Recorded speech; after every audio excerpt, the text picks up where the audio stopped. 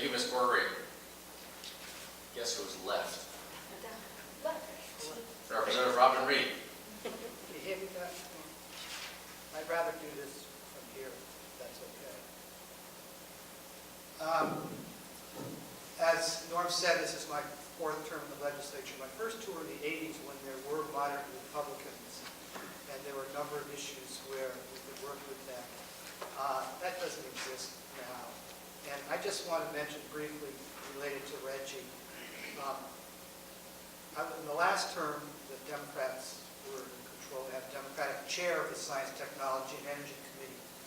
And the process in the legislature is that when you have a big bill, you send it to subcommittee after the public hearing.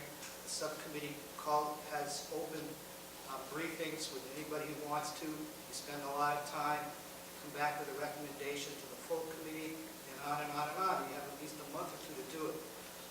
After a 10-hour public hearing on repealing the regional greenhouse gas emission RGGI program, our committee met for 2 or 3 hours the next week. We each got to speak for once for 2 or 3 minutes. The committee voted to repeal RGGI, and it recommended to the full House that RGGI be repealed. The total violation of every normal democratic process, tradition of New Hampshire House that anybody had seen, and this happened in a number of other committees. So the process was appalling.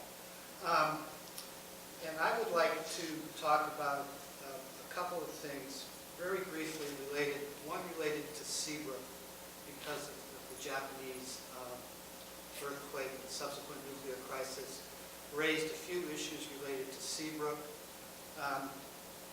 One is which you hopefully will be hearing about, and people might want to do a little bit of work on themselves, is the distribution of potassium iodide pills. Massachusetts has distributed iodide pills to any pharmacy that wants them in the cities and towns. New Hampshire has them stored in Concord. You have to go to Concord to get them or write them. It's an issue for teachers and schools, and it's an interesting issue that needs to be looked at. Second issue is evacuation planning. When Seabrook went online in 1991, the population of the towns within the evacuation zone has increased over 30% in most of the communities. They update the evacuation plan every few years, but the roads are basically the same as they were. Evacuating 100,000 people from Hampton Beach on any summer weekend is just obviously impossible. You may have seen in the paper that the heroic teachers at the Seabrook Middle School brought the issue. 48 out of 50 staff signed a letter to the governor saying, we want to talk about this because we're going to our homes and our families. If there's an accident at Seabrook, we're not staying with the kids. The evacuation plan had not been updated to deal with that issue. And the other issue is relicensing. Seabrook is going for, its 40-year license runs out in 2031. They are now applying for new license 20 years ahead of time to go out another 40 years. So that's kind of crazy. I wanted to also talk specifically on a part of the climate change and global warming issue that I think is talked about very little, and that's energy independence, national security implications of our reliance on fossil fuels. Even if there was not the issue of global warming, we should be reducing our dependency on foreign oil and other fossil fuels for national security reasons. In 1973, at the time of the Arab oil embargo, the United States imported 36% of its oil. We now import 60%. We have 3% of the world's oil reserves. We use 25% of the world's oil. We have only 4% of the world's natural gas reserves, which is the largest fossil fuel that heats our homes and businesses. 70% of the electricity in New England is generated by fossil fuels, gas, oil, or coal. 20% is nuclear, and 10% is hydro. So we're relying on fossil fuel way, way more than we should be, and energy independence is something that we should be looking more at.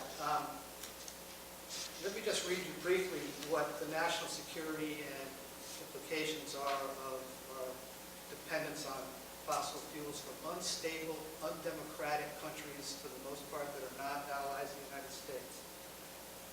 Access to an adequate supply of energy at a reasonable price is essential to a modern economy.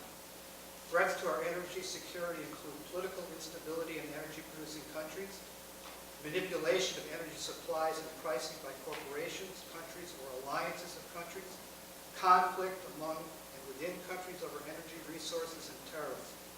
Most of these conditions are present in the countries that we get our largest supply of fossil fuels from, and the world's supply of reserves of fossil fuels are going down, obviously, as demand is going up, particularly from India and China.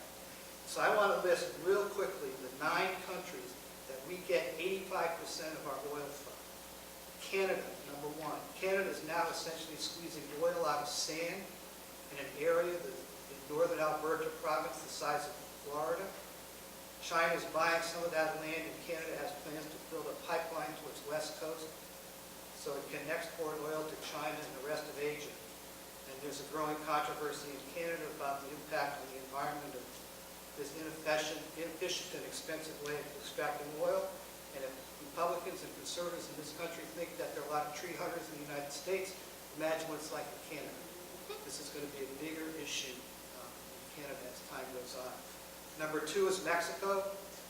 Pemex, which is a government-owned oil company, is one of the top 10 largest oil companies in the world, and we know about some of the issues we're having to deal with Mexico.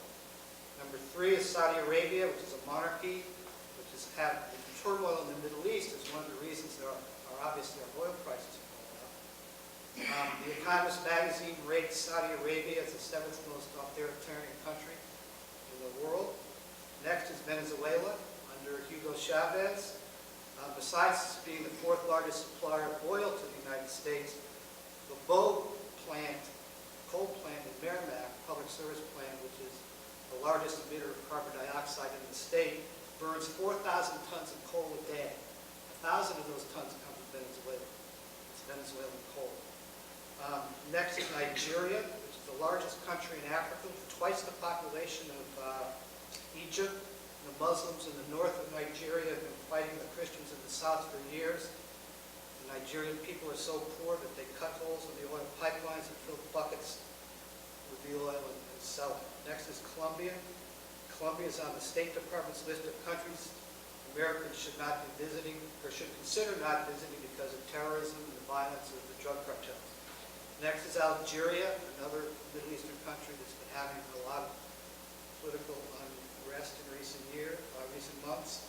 Then Iraq. We know that for the last 8 years, the Iraq war has been costing this country $10 billion a month on average. Angola is next. Just ended a 27-year civil war in which over 1 million people died. And another little note, the Suez Canal, which is owned by Egypt, 3,000 oil tankers a year go through the Suez Canal. You can imagine it would take very little to just stop that from happening. The situation with natural gas, which isn't a whole lot better. 60% of the world's natural gas is in Russia, Qatar, or Iran.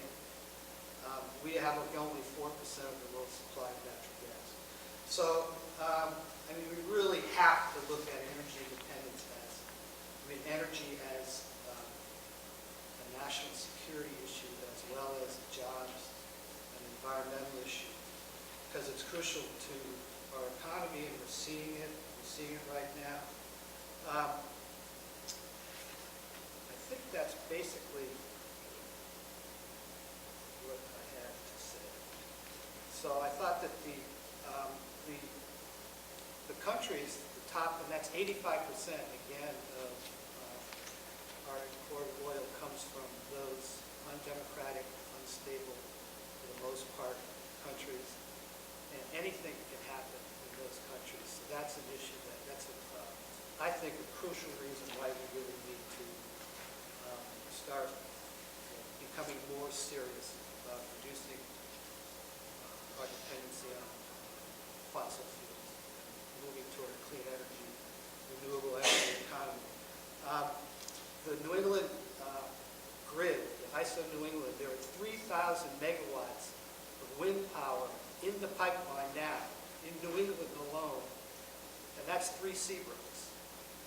New England has the potential to have 13,000 megawatts of wind energy. A lot of that is offshore energy, offshore wind power, which is a whole different area. There's huge potential for wind power off the coast of Maine. It looks like the wind project in Cape will actually finally happen.